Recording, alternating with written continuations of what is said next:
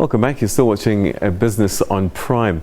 SASSA's top officials could not explain to Parliament's Standing Committee on Public Accounts why their irregular and fruitless expenditure had shot up to 1.1 billion rand in the current financial year. And that's up from just over 90 million rands in 2014-2015.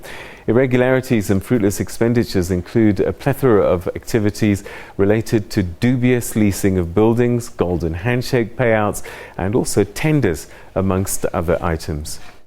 Legislators were unanimous across political parties that either SASSA officials fix the mess or resign.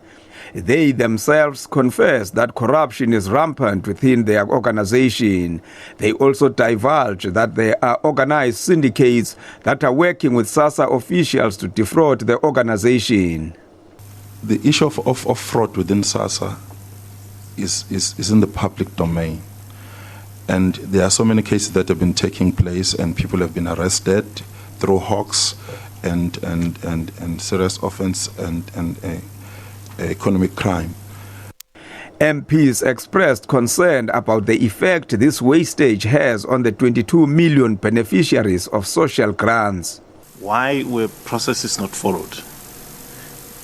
Because if what we don't want is you to explain, to try and convince us that what you did was right, because there's a determination that it is wrong.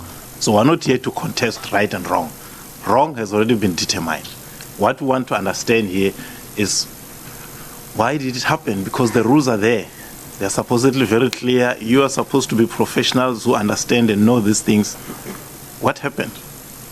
Did you sleep on the job or was it deliberate? Your report, there's no consequences here. And we are looking for consequences. There is no doubt in my mind that your department or your entity dropped the ball here.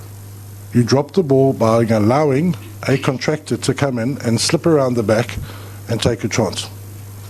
Are you still adamant that you did exactly the right thing? Another concern of the Auditor General is that there are very little or no consequences for those responsible. SASSA promised to crack the whip against the culprits.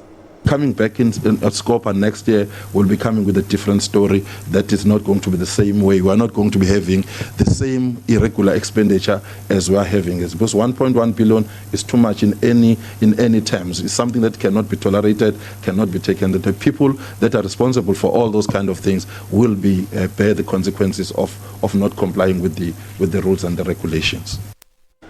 Legislators also wanted to know if social grant beneficiaries would be paid next year after a 5-year contract of a company that distributes social grants comes to an end in March. SASSA gave the assurance it would be resolved. Manilisi Tubase, SABC News, Parliament.